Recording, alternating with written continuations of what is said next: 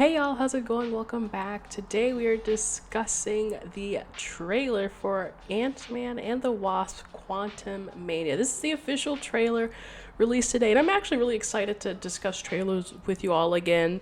Like ever since I've been on vacation, I've like exclusively only been reviewing shows, so I'm happy to like get into the news again. And so it just so happened that they released the Ant-Man trailer today. I did see that coming, so yeah, I'm really excited. But first thoughts, let me know your first thoughts from the trailer down in the comments below. But I'm actually really amazed, and if you know my stance on superhero movies recently, it's just been like there's been so much stuff that at this rate, if it's bad, I'm like, whatever, there's gonna be another good movie to take its place. So this one actually looks good.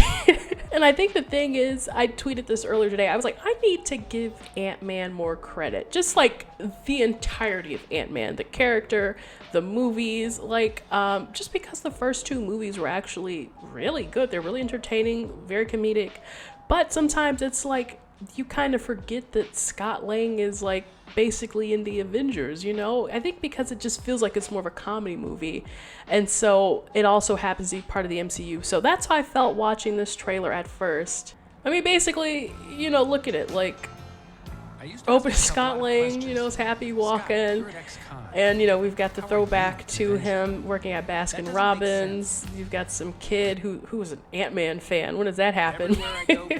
He's living the good life. And you've even got that guy from the Netflix show. All right, I think you should leave. He was like in that the focus group sketch. Wow. Anyway, it's not even about him, but it's very funny. It's very comedic. People still need help. And then we jump into the action, and this is what I'm trying to understand right here, and especially when Cassie Lang starts this monologue. People still need help, Dad. That's why we made this.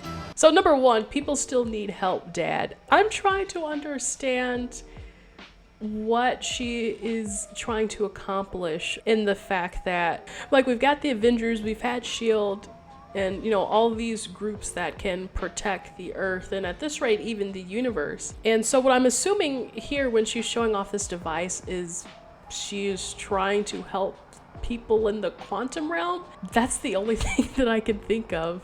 But when she says that's why we made this, it also has me wondering, who is we? Because you look at everyone in the room, she's showing off this device. It looks like Scott Lang doesn't know what's going on. Hank Pym, it's kind of neutral. Maybe he knows what's going on. Deep space, but quantum.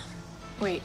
Janet clearly has no clue that this was happening. And then even Hope as well. When we cut to her, she looks kind of like, what's going on here? So, but someone here had to help Cassie make this quantum signal shooter. That sounds so bad. She says it's a satellite for deep space, but quantum. So I guess if we were like sending a satellite out into space trying to get like alien contact, she's doing the same thing but in the quantum realm to get quantum contact. So I guess she's assuming that, what I'm thinking is that people are stuck in the quantum realm or other beings, and she thinks that it's part of her responsibility or their responsibility as a family to go help those people. That's the only thing I can think of. And again, I don't know who could have helped her make this besides Hank Pym. This kind of almost looks like Stark technology, like the arc reactor. But I mean, it's just, to me, I guess maybe generic technology.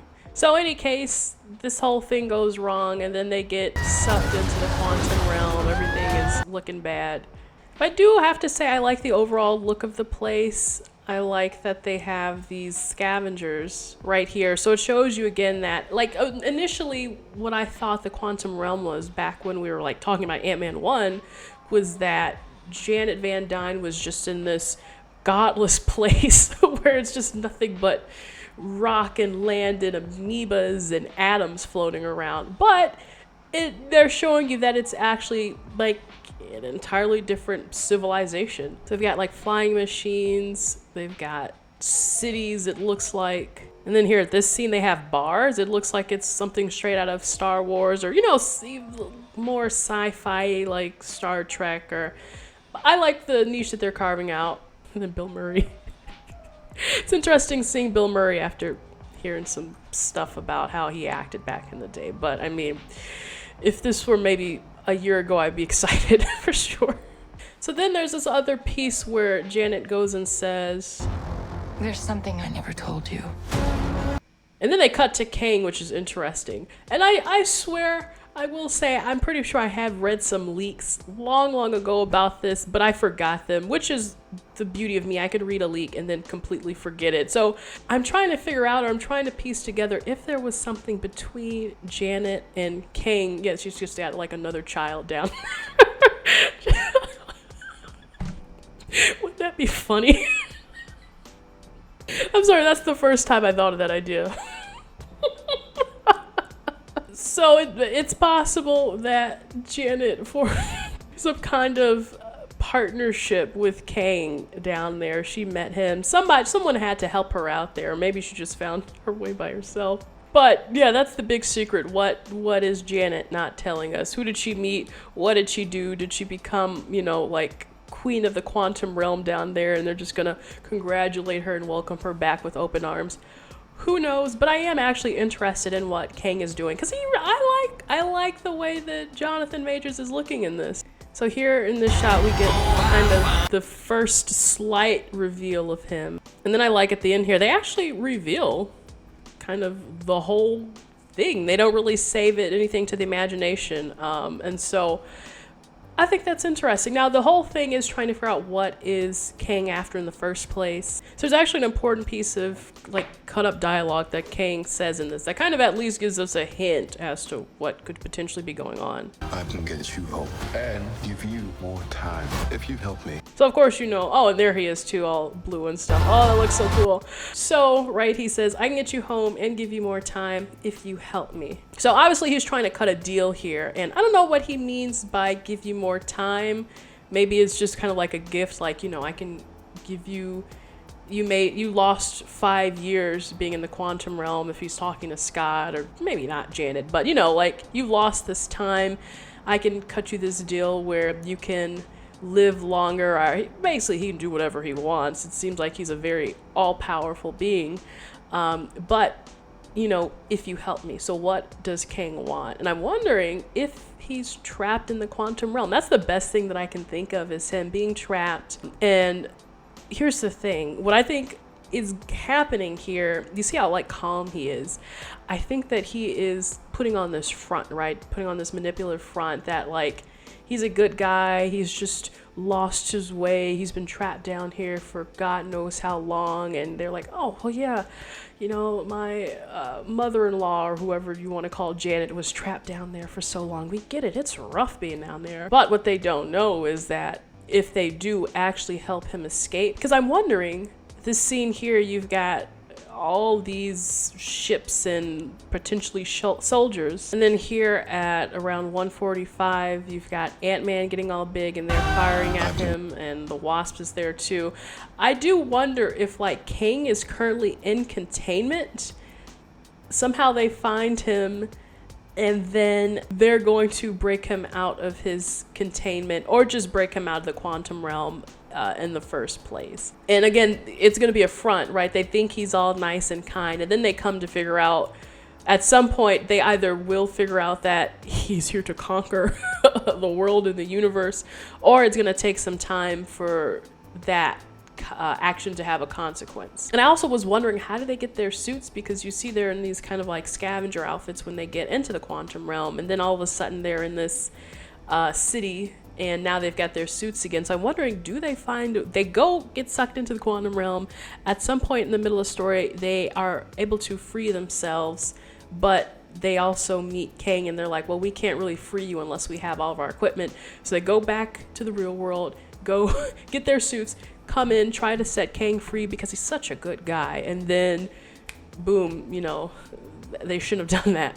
And this city too, I know since Loki, we've always wondered, is the TVA in the quantum realm? So I don't know if it would be the TVA or some other sort of system has him locked up in the quantum realm, but it does make you wonder, how these two connect, and if you know, Jonathan Major's character from Loki, I can never remember his name, he who knows all, or he who must not be named, did he contain Kang? I don't think so. I think they went their separate ways or something like that. So it's interesting. I know we've been talking about phase 4 kind of being all over the place, and this is technically the beginning of phase 5, but I'm hoping that we begin to get some semblance of interconnectivity with this narrative, especially because Kang Dynasty is coming out in 2025. So, like, you know, right, 3 more years before that comes out. That's still enough time. And it also makes me wonder, how long is Kang's plan going to take to, or rather, how long between them setting Kang free or him potentially escaping the quantum realm and wreaking havoc is it going to take? Because if you think about the Infinity Saga, right, we had 10 whole years from 2008 with Iron Man 1 to 2018 with Infinity War that it took for us to tell this whole story about Thanos and the Infinity Stones. And so we've got from 2019 to 2025, just about 7 years between Endgame and the next Avengers movie, Kang Dynasty. So I'm like, yeah, potentially that's enough time to give this story some wind. It just feels like that first initial 10-year gap feels more like 20 years. It just feels like an extremely long time. And now this next set of phases seem to be moving pretty fast. So time dilation, I don't know. So yeah, I think that's all I had to say about Ant-Man and the Wasp: Quantumania, coming out February 17th, 2023, if it doesn't get delayed, fingers crossed. And yeah, just let me know what you thought about the movie or this trailer in the comments below. I'm sure we'll be getting more answers as they maybe release another trailer and just start promoting it like crazy. And if you're new here, we review a lot of Marvel. Just finished wrapping up my She-Hulk review. I will be going to see Black Panther Wakanda Forever very, very soon. And anything else Marvel, fandom, even DC, I love to talk about it here. So please be sure to subscribe so you know when that next video discussion comes out. Like if you enjoyed this video, and I'll see you in the next video. Bye.